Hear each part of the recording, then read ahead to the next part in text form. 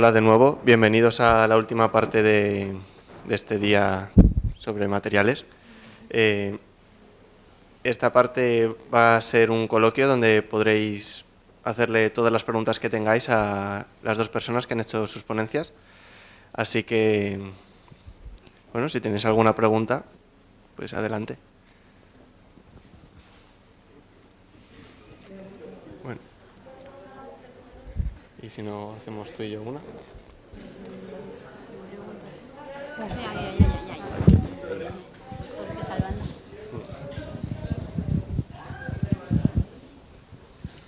Hola, yo tenía una duda en cuanto al tema del coste de producir una pila de combustible. Es decir, ese coste es variable en función de la capacidad energética que vaya a tener esa pila, si va a variar en función de si se van a construir en masa. Es decir, quiero saber cuánto costaría montar un sistema de almacenamiento de energía para una central, por ejemplo, lo que has comentado antes de la eólica y demás, y poder adaptarlo a las actuales. Más o menos un coste. El coste va a depender mucho de dos cosas. Primero es del tamaño de la pila. No es lo mismo construir una pila de 1 megavatio que 10 pilas de 100 kilovatios. El coste es un poco variable por lo que ha contado antes Berta, y ahora mismo estamos en un coste de aproximadamente el doble de la energía más barata que hay.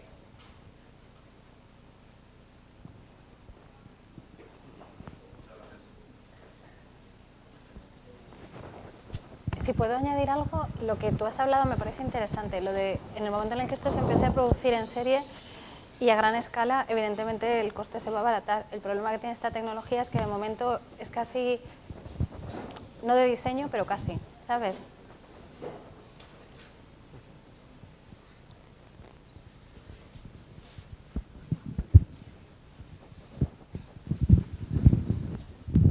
Quería preguntar cuál es el país que lidera la producción de pilas combustibles. Si hay alguno.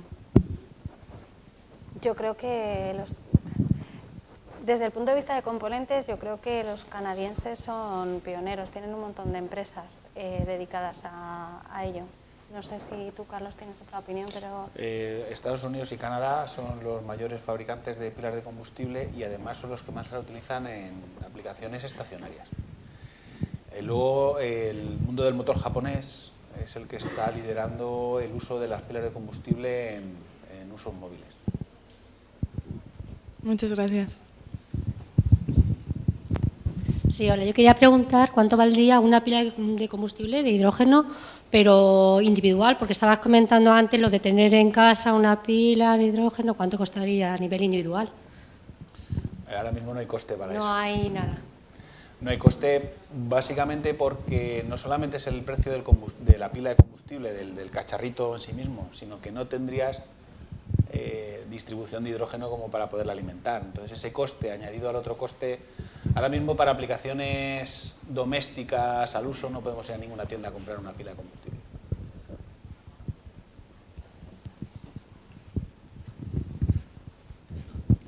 Hola, en la generación de una pila de combustible, ¿hay algún tipo de...? Habéis dicho que no es contaminante cuando funciona, pero en la fabricación... En la fabricación los polímeros son polímeros y por supuesto vienen de la química del carbono y de la química del petróleo. El resto, el carbón es carbón y en principio solamente algunos componentes estarían sujetos a huella de carbono. Pero digamos que la parte mínima de la pila. El platino es un metal, el carbono es carbono, el nafión es un polímero que deriva del petróleo. En principio yo creo que ya no hay más nada. Carlos lo ha dicho en su charla y cada vez hay más iniciativas encaminadas al reciclado de los componentes, a poder reutilizar y, si no, derivar a otros usos, porque es verdad que son componentes de alto valor añadido, o sea, llevan un procesamiento complicado.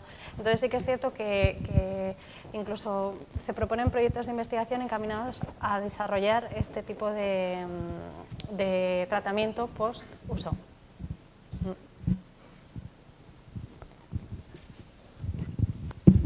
Sí, hace tiempo, en los años 60, hubo un español que inventó una moto que funcionaba con agua, Entonces, eso parece ser que le compraron la patente y ya nunca más se supo. Entonces, resulta que ahora, si metes en el YouTube moto de agua pakistaní, hay por allí, parece ser, algunas corriendo en Argentina, en Brasil, incluso en el Dakar, pues hay una moto que lleva un español también que funciona con agua. Si todo esto tiene que ver con la pila de combustible y si eso puede ser cierto o no. Hay por ahí muchos desarrollos en YouTube donde hay gente que lo que está haciendo es hidrolizar el agua. La moto no funciona con agua. La moto lo que hace es que en algún momento hidroliza el agua, genera hidrógeno y con ese hidrógeno combustiona un motor. Pero hay que hidrolizar el agua primero. El agua por sí misma no genera energía.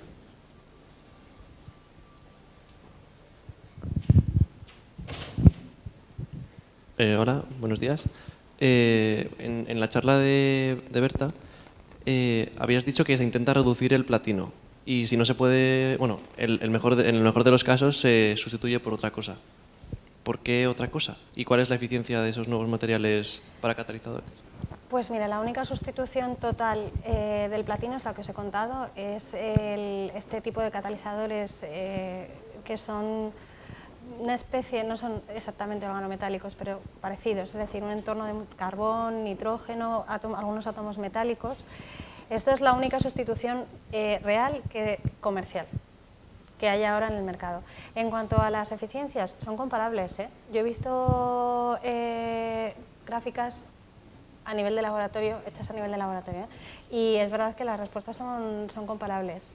Yo pienso que estos sistemas son muy prometedores, pero sí que creo que todavía están en el proceso de optimizar su incorporación al electrodo, porque pienso que la fabricación de electrodos con este tipo de catalizadores a lo mejor requieren de modificaciones de los métodos que hay que hacer modificaciones en los métodos de fabricación que tenemos ahora mismo para adaptarlos a este tipo de materiales, creo yo.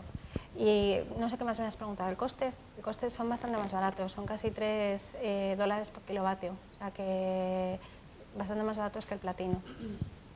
No sé la durabilidad que van a tener, eso todavía está en proceso de estudio. Pues muchas gracias.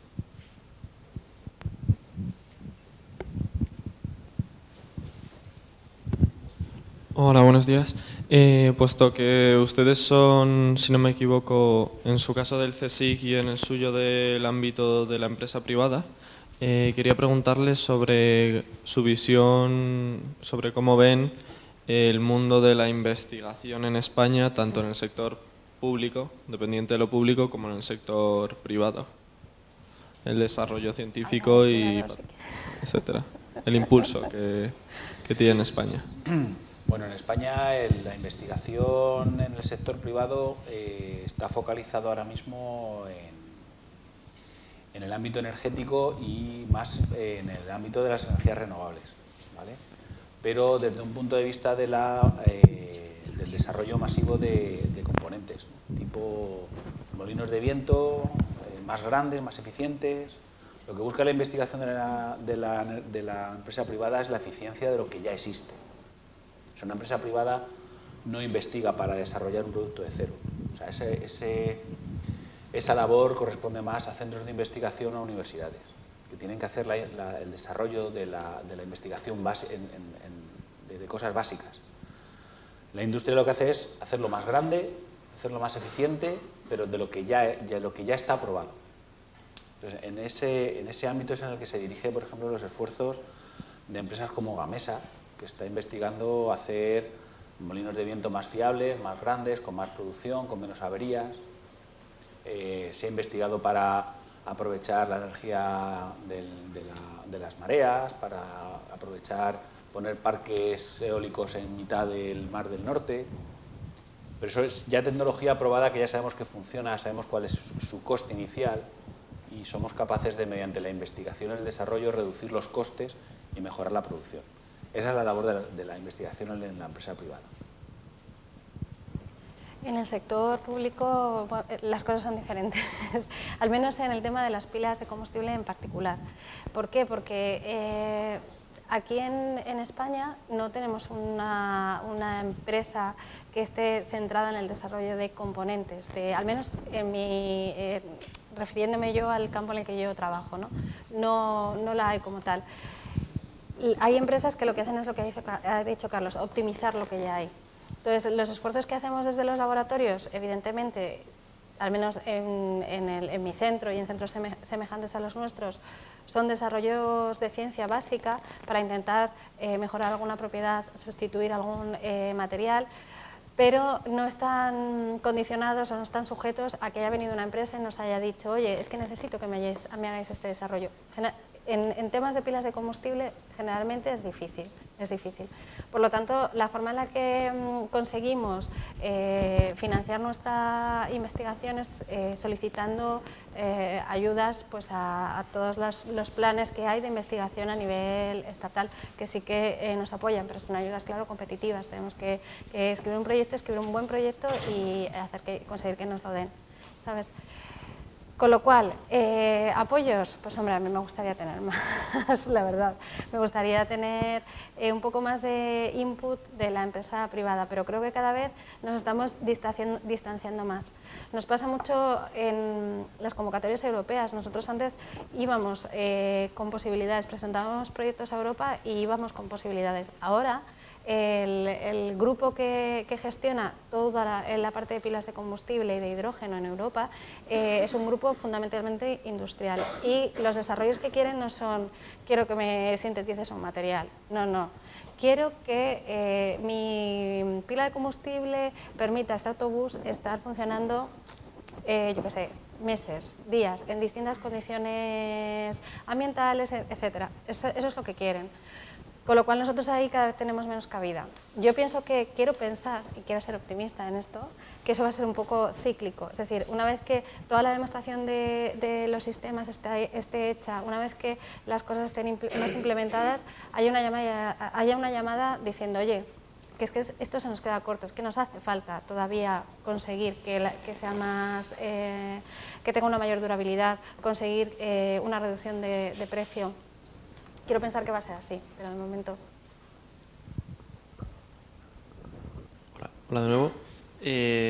Va un poco ligado con esto y aunque en parte ya lo he respondido, como la investigación tanto en la empresa privada como en el sector público es muy distinta, la unión entre ellas dos, por lo menos en España, por lo que tengo entendido, no es muy fuerte o no se da casi. ¿Cómo se podría mejorar esto a corto o medio plazo en España? ¿Y cómo lo veis? ¿Cómo de optimistas sois de que esta investigación de las universidades públicas o de las instituciones públicas en lo básico llegue a las empresas medianamente rápido? Yo creo que en estos últimos tiempos se ha desarrollado una red importante de centros tecnológicos, que es lo que intenta hacer la unión entre la ingeniería o la investigación básica y la aplicación industrial de esos desarrollos, ¿vale? Yo creo que ese campo está todavía por explotar y ese campo es el que debería juntar al industrial que quiera una aplicación, que básicamente la respuesta a la pregunta anterior. La industria privada lo que busca es la investigación sobre la aplicación, no sobre el desarrollo teórico.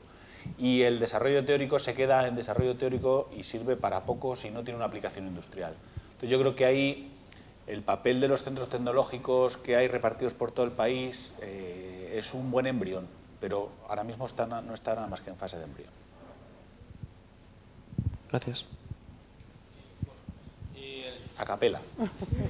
Y en los avances que descubre el CSIC que pueda llevar a patentes, como es en una fase muy embrionaria científica, luego a veces cuando se descubra algo bastante potencial, ¿revierte de forma directa en el Estado mediante la patente o es muy raro que...? Lo hace, sí, lo hace, sí. Lo que pasa es que no desconozco el porcentaje que es. No sé si es muy elevado, pero sí que lo hace. Hombre, el CSIC sí que tiene patentes licenciadas, no solo en temas de pilas de combustible, en muchos aspectos, y es verdad que hay empresas que las licencian y luego revierte el beneficio sobre el Estado. Lo que pasa es que no te puedo hablar de cantidades realmente. Es un proceso de compraventa. Sí. Al final, Si el CSIC o cualquier centro tecnológico, universidad o centro de investigación español tiene una patente que es de aplicabilidad y alguna empresa lo quiere explotar, pues la vía más común de hacerlo es comprar la patente. Entonces ese dinero de compra revierte directamente a las arcas del Estado.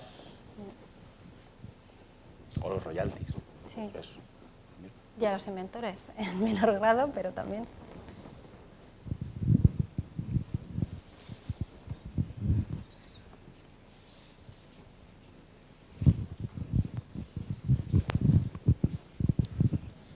Hola, tengo una pregunta. ¿Algún día creen que, o sea, nosotros dependemos demasiado de la gasolina? ¿Creen que algún día vayamos a depender únicamente de las pilas de combustible? ¿Vamos a dejar de usar la gasolina totalmente? Yo creo que no. Yo creo que no. Yo creo que los extremos son malos. O sea, malo es depender completamente de la economía del petróleo, malo será depender completamente de la economía del hidrógeno, porque hay muchas cosas entre medias que están in between, entre medias. Seguimos necesitando el petróleo para aplicaciones como, por ejemplo, fibras sintéticas, las medias, el nylon, el rayón, el teflón. Todas esas fibras son hijas de la economía y del planteamiento del hidrocarburo. Pero lo que parece una tontería es utilizar el hidrocarburo para quemarlo. O sea, ahí es donde juega un papel importante la economía del hidrógeno, ¿vale? En todos esos usos donde se degrada el petróleo a su molécula CO2, ¿vale? Y ahí yo creo que el punto medio es el bueno, es utilizar el petróleo para los plásticos, las fibras y materiales, digamos, no degradables, y utilizar el hidrógeno y sus derivados para ser vector de energía. Lo que pasa es que la política es la política, pero las políticas que hay a nivel europeo y que además España está adscrita a algunas de ellas, sí que dicen que hay que ir reduciendo el porcentaje de combustible fósil en el transporte, y hay unos objetivos claros marcados. Además, no os creáis que a muy largo plazo, o sea, hay objetivos. Todo depende del interés que tengan los gobiernos en cumplirlos, como todo, ¿sabes? Si lo toman como una prioridad, yo creo que sí que es factible tener una combinación de petróleo y renovables, dándole cada vez más peso a las renovables. Yo lo pienso muchas veces, porque lo de las pilas de los autobuses es una idea fenomenal. O sea, porque tienes que tener un autobús circulando tantas horas en una ciudad alimentado con gasolina o gasóleo, si es que no hace falta, puede ser una pila, y aquí ha habido una demostración. O sea, lo que pasa es que, claro, ahí tiene que haber un compromiso por parte de la ciudad concreta, la comunidad, no sé muy bien quién, para invertir en ese tipo de cosas. La pregunta es muy buena, y probablemente si lo hubieras hecho hace 300 años, ¿vamos a poder pasar de depender de la economía del caballo y el mulo hacia la de la gasolina? Te hubieran respondido casi que lo mismo. Estamos en una transición igual que la que se hizo en aquella época, que era la economía de la alfalfa. También en cuanto a política, esta ya es la última pregunta, ¿vale? Vale. En cuanto a política, por ejemplo, si esto se desarrolla más y coge un mayor porcentaje de uso para aplicaciones, eso, por otro lado, conllevaría una menor demanda de petróleo y a la vez bajada del precio del petróleo. Entonces, lo haría más rentable y sería, supongo, muy difícil avanzar de cierto porcentaje. Habría que, a lo mejor, mediante política, gravarlo más o de impuestos o penalizarlo, porque si empieza a bajar el precio es muy suculento para seguir utilizando. El problema del petróleo es que ahora mismo lo estamos integrando solamente con el coste de lo que hay en la gasolinera, ¿no? Lo que marca el surtidor. No le estamos integrando los costes correspondientes a la gestión del CO2 que tenemos después, ¿vale? Por ejemplo, en industrias de generación de energía eléctrica se les grava por el CO2 que emiten.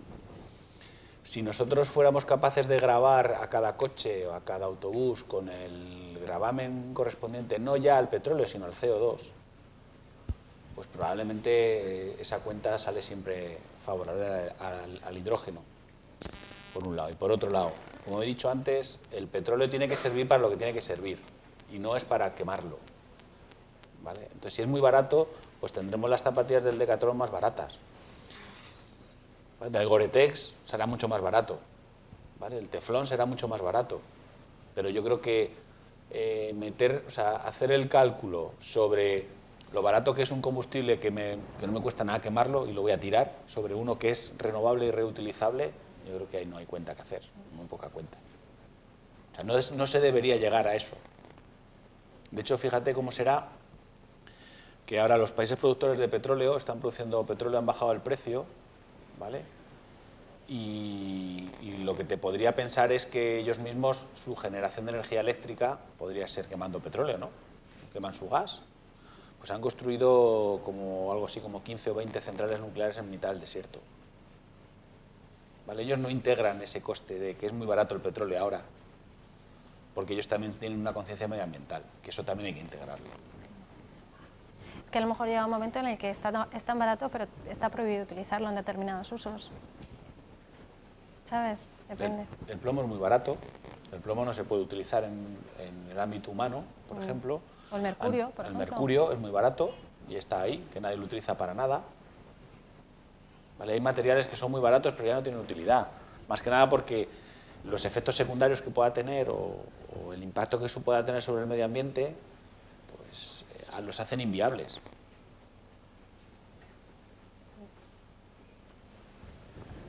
Bueno, pues concluimos ya este ciclo de conferencias. Muchas gracias por vuestra asistencia. Y